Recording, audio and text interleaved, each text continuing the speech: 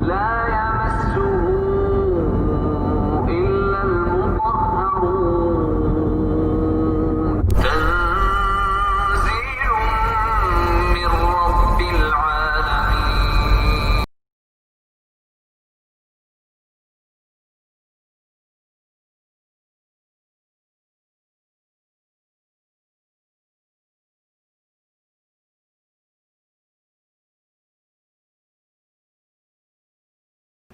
اعوذ باللہ من الشیطان الرجیم، بسم اللہ الرحمن الرحیم۔ شروع اللہ کے نام سے جو نہایت مہربان اور رحم کرنے والا ہے۔ رب اشرح لی صدری ویسر لی امری واحلل عقدۃ من لسانی یفقہوا قولی۔ آج ہم جو بات کریں گے وہ سورہ بقرہ کی آیت نمبر 26 اور 27 پہ انشاءاللہ ہم بات کریں گے۔ 26 اور 27 جی، یہ دو آیات ایسی ہیں کہ جس کی وجہ سے اس قرآن کے ساتھ بڑا ظلم کیا گیا، اللہ کے کلام کے ساتھ بہت بڑی زیادتی کی گئی، کیونکہ اس میں اللہ تعالیٰ نے فرمایا ہے، اس کی ایک آیت کا حصہ ہے، 26 جو آیت ہے نا اس کا حصہ ہے، جس میں اللہ فرماتے ہیں کہ ہم یہیں سے لوگوں کو ہدایت دیتے ہیں اور ہم یہیں سے لوگوں کو گمراہ کرتے ہیں۔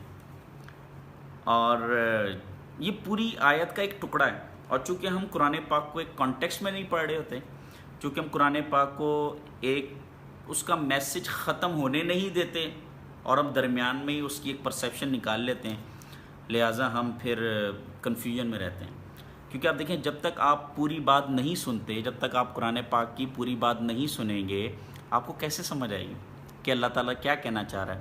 اور یہ اتنی خوبصورت کتاب ہے، یہ اتنا خوبصورت ٹیکسٹ ہے۔ دیکھیں، میں آپ کو ایک مزے کی بات بتاتا ہوں، ہم لوگ نا لٹریچر میں ایک بات کرتے ہوتے ہیں کہ خوبصورت لٹریچر وہ ہوتا ہے کہ جس کو پڑھتا ہوا جو آڈینس اس کو پڑھ رہی ہوتی ہے یا جو ریڈر ہے وہ اس کو انوالو رکھے۔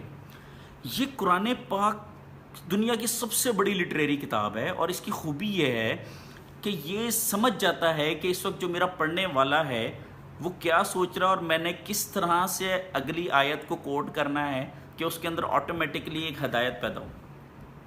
اب میں یہ آیات آپ کے سامنے تلاوت کرتا ہوں اور میں پھر آپ کو بتاتا ہوں کہ قرآن کے ساتھ کتنی بڑی زیادتی کی ہے، کیونکہ ہم نے اس آیت کو پورا پڑھا ہی نہیں۔ دیکھیے، آیت نمبر 26 ہے، بسم اللہ الرحمن الرحیم۔ اللہ فرماتے ہیں، ان اللہ لا یستحی ان یضرب مثلا ما بعودۃ فما فوقها۔ بے شک اللہ اس بات سے نہیں شرماتا کہ وہ کسی بات کو واضح کرنے کے لیے کوئی مثال دے، چاہے وہ مچھر کی ہو یا کسی ایسی چیز کی جو مچھر سے بھی زیادہ معمولی ہو۔ فَأَمَّا الَّذِينَ آمَنُوا فَيَعْلَمُونَ أَنَّهُ الْحَقُّ مِنْ رَبِّهِمْ۔ اور جو لوگ مومن ہیں، جو اللہ پر ایمان لاتے ہیں، جو اللہ کو رب مانتے ہیں اور وہ کہتے ہیں کہ قرآن اللہ کی طرف سے ہے، وہ خوب جانتے ہیں کہ مثال ایک حق بات کی طرف اشارہ کر رہی۔ وَأَمَّا الَّذِينَ كَفَرُوا فَيَقُولُونَ مَاذَا أَرَادَ اللَّهُ بِهَذَا مَثَلًا۔ البتہ وہ لوگ جو کفر کرتے ہیں وہ یہ کہتے ہیں کہ بھلا اس چھوٹی سی مثال سے اللہ کا کیا مطلب؟ يُضِلُّ بِهِ كَثِيرًا وَيَهْدِي بِهِ كَثِيرًا۔ یہ وہ آیت کا ٹکڑا ہے۔ اللہ اسی مثال سے بہت سے لوگوں کو گمراہی میں مبتلا کرتا ہے اور بہت سو کو ہدایت دیتا ہے۔ یہ اس آیت کا ٹکڑا ہے، یُضِلُّ بِهِ كَثِيرًا وَيَهْدِي بِهِ كَثِيرًا۔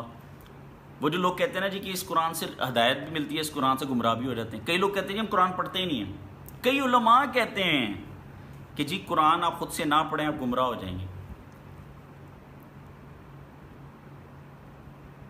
خود سے ہم قرآن نہیں پڑھتے، کیوں جی؟ کہ ہم گمراہ ہو جائیں گے۔ یہ کتاب آپ کو گمراہ کر دے گی، کیونکہ اس کتاب میں لکھا ہے کہ اسی قرآن کے ذریعے سے کسی کو ہدایت دی جاتی ہے اور کسی کو گمراہ کیا جاتا ہے۔ سر آگے پڑھ لیں پلیز، بات پوری سن لیں، اللہ تعالیٰ کی آیت نمبر 26 سورہ بقرہ کی پوری سن لیں، آپ کو میسج کلیئر ہو جائے گا۔ میں دوبارہ پڑھ دیتا ہوں، بسم اللہ الرحمن الرحیم۔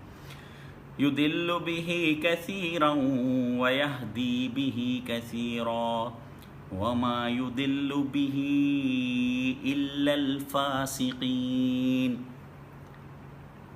مگر اللہ نہیں گمراہ کرتا سوائے اس کو جو فاسق ہو. آپ سمجھ آئیے کہ اللہ فرما رہے ہیں کہ اس کتاب کے ذریعے سے ہم ہدایت دیتے ہیں اور اس کتاب سے ہی ہم گمراہ کرتے ہیں، مگر اللہ کن کو گمراہ کرتا ہے؟ جو فاسق ہوں. اب آپ کے ذہن میں ڈیفینیٹلی آ رہا ہوگا کہ یہ فاسق کون ہے کہ جس کے بارے میں اللہ کہہ رہا ہے کہ اللہ فاسقوں کو اس کتاب سے گمراہ. اگر کوئی فاسق اس کتاب کو پڑھے گا تو گمراہ ہو جائے گا. اگر کوئی فاسق اس کتاب کو پڑھے گا تو گمراہ ہو جائے گا. میں پھر کہہ رہا ہوں، اگر کوئی فاسق اس کتاب کو پڑھے گا تو گمراہ ہو جائے گا. وہ کہے گا یار یہ مچھر والی مثال سے اللہ کیا مطلب لینا چاہ رہا ہے، وہ آبجیکشن لگائے گا. لیکن جو مومن ہوگا وہ اس کو کہے گا یہ اللہ کی طرف سے حق ہے، اس میں جو اللہ نے بات کہہ دی جس طرح سے بھی کہہ دی حق ہے میرے رب کی طرف سے. بڑا خوبصورت اللہ نے بات کی. وہ اللہ کی ہر آیت میں اللہ کی رحمت ڈھونڈے گا، وہ ہر آیت میں اللہ کی لاجک کو سمجھے گا، یار اللہ پاک ڈیفینیٹلی اس میں کوئی میسیج دینا چاہ رہا ہے. لیکن جو فاسق ہوگا وہ کہے گا یار اس آیت کا کیا مطلب، یہ اللہ نے کیوں بتائی آیت. اچھا اب آپ کے ذہن میں یہ آ رہا ہوگا کہ بھئی فاسق کون ہے، کہیں ہم فاسق تو نہیں ہیں، تو اس کا بھی محاسبہ کر لیں. وہ بھی اللہ تعالیٰ نے 27 میں کلیئر کر لیا کہ فاسق کون ہے.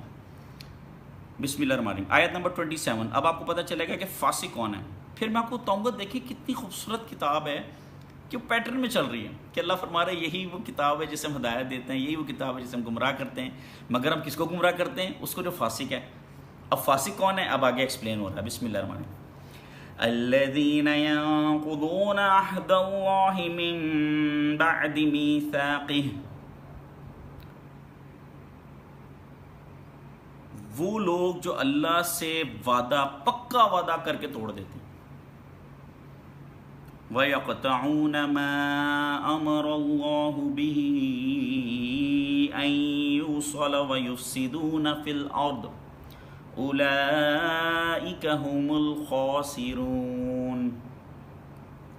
اور جن رشتوں کو اللہ نے جوڑنے کا حکم دیا ہے انہیں توڑ ڈالتے ہیں اور زمین میں فساد مچاتے ہیں، ایسے ہی لوگ نقصان اٹھانے والے ہیں. سر 3 نشانیاں اللہ نے بتا دی فاسق کی. جیسے ہم لوگ بچپن میں پڑھتے تھے نا منافق کی 3 نشانیاں، اسی طرح فاسق کی 3 نشانیاں سن لیں.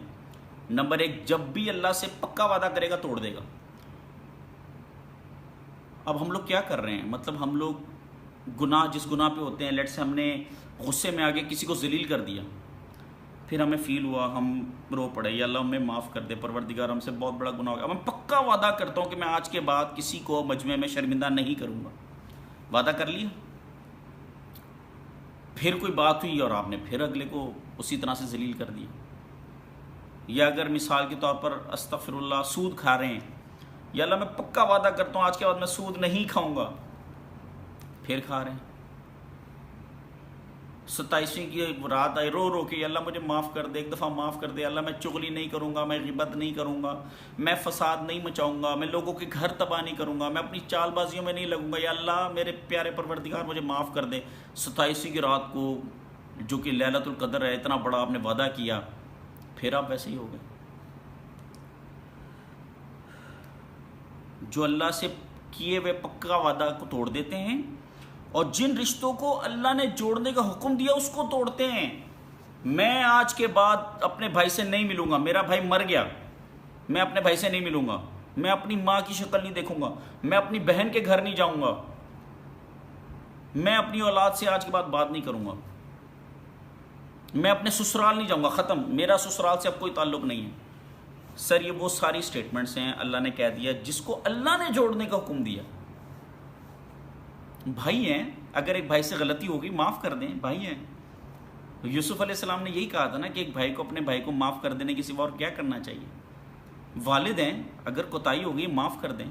سسرال ہے آپ کا، آپ کی بیوی کی فیملی ہے، معاف کر دیں. جوڑنے کا حکم ہے، توڑنے کا نہیں. اللہ نے کہا ہے جو توڑے گا وہ فاسق ہے اور اس کو اس کتاب سے ہدایت نہیں ملے گی. آپ نے اکثر دیکھا ہوگا لوگوں کو صبح شام قرآن پڑھتے ہیں، دن میں 8 سپارے، 2 دن میں پورا قرآن ختم کر لیں گے. رمضان میں جی 15 دفعہ قرآن پاک ختم کر لیں گے، لیکن ہدایت نہیں مل رہی کیونکہ اللہ فاسقوں کو ہدایت نہیں دیتا. فاسق کون ہے؟ ہم کون سے فاسق ہیں بھائی؟ ہم تو بس یہی ہے کہ ہم رشتہ داروں سے جو ہے ملنا ہم نے ختم کیا ہوا، مرتے دم تک شکل نہیں دیں گے. جی فلانے کو میرے جنازے پہ نہیں بلانا، استغفر اللہ. اور زمین میں فساد مچاتے ہیں. فساد کا مطلب سمجھ لیں، فساد کا مطلب اپنی چال بازیوں میں لگے ہوئے ہیں، کسی کا گھر توڑنا، کسی کو پلاننگ سے ذلیل کرنا، سود کے ذریعے کسی کو دبا لینا، اس طرح سے سچویشن کریٹ کرنا کہ اس کی زندگی کو ٹف کر دینا، یہ فساد مچانے کے برابر ہے. ایسے ہی لوگ ہیں جو نقصان اٹھانے والے ہیں. اب سر یہ نقصان اٹھانے والے کے بھی میں آپ کو بتا دوں، لوگ یہ سمجھتے ہیں کہ ہم اگر اس طرح سے کریں گے بھی تو کچھ عرصے کے لیے جہنم میں جائیں گے، پھر اللہ تعالیٰ میں معاف کر کے واپس بلا لیں گے.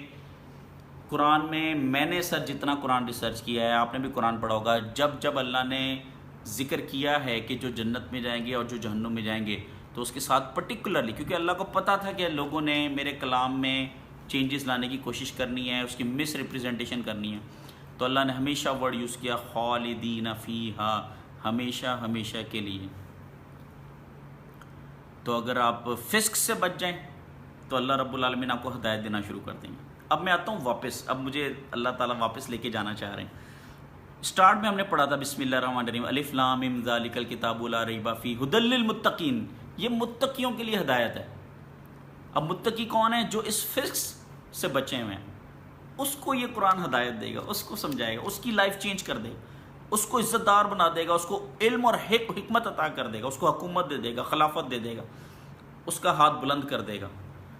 اور آپ کو ایک بات شیئر کرنی ہے آپ سے سر، اگر آپ فسق سے بچے رہے نا تو لائف میں ایسے موڑ آ جاتے ہیں کہ جہاں پہ انسان کی جو مین پاور ہے وہ بے بس ہو جاتی ہے. وہاں پہ آپ کو نظر آ جاتا ہے کہ مجھے صرف دعا ہی ہے جو بچا سکتی ہے.